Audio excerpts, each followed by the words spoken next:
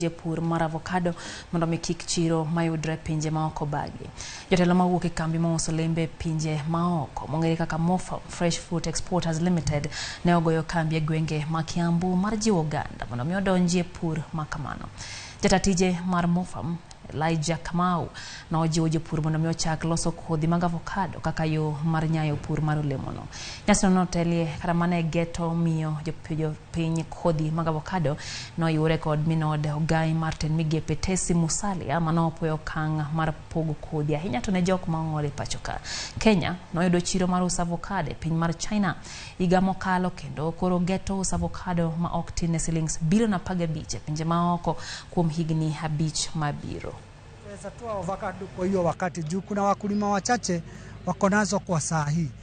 Kwa hivyo venye tunapeana hizo seedlings tutasifuatilia hata na extension officers na watu wa agriculture wa areas za Vihiga ndio to make sure hiyo avokado imetuzwa kulingana na fenya inafaa. Soko ya avokado ni mzuri. Juu tumefunguliwa soko ya China. Soko ya China ni soko kubwa sana. Na hata ile kitu wanataka wa China ni quality.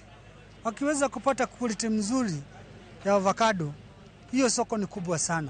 Mti ya avokado ukipanda after 3 years to 2 years inaanza kupea mazao ambayo ni ya kilo 100 na kitu kama umeipatia mbolea vizuri na umeipatia maji vizuri. So inatusaidia sana. Sasa huwezi linganisha ukiangalia mti moja kama iko na kilo 100 na kitu na unauza kilo moja kwa 100. So inaoneshana kwa mti moja inakupatia 10,000. Na haina shida mingi, haina shida maugonjwa, au utasema kuna jua ama utasema baridi inazichoma. Ni mti ambaye inatusaidia na itatusaidia kwa njia ya manufaa.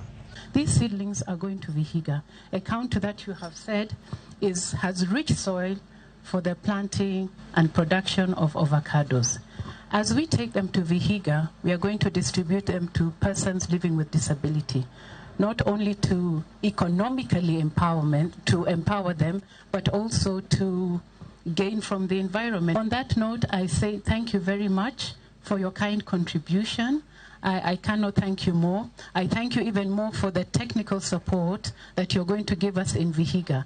And once in Vihiga, I purpose to go out of my way and encourage our local community to go into the production of avocado so that you can meet your numbers and we in turn can benefit economically.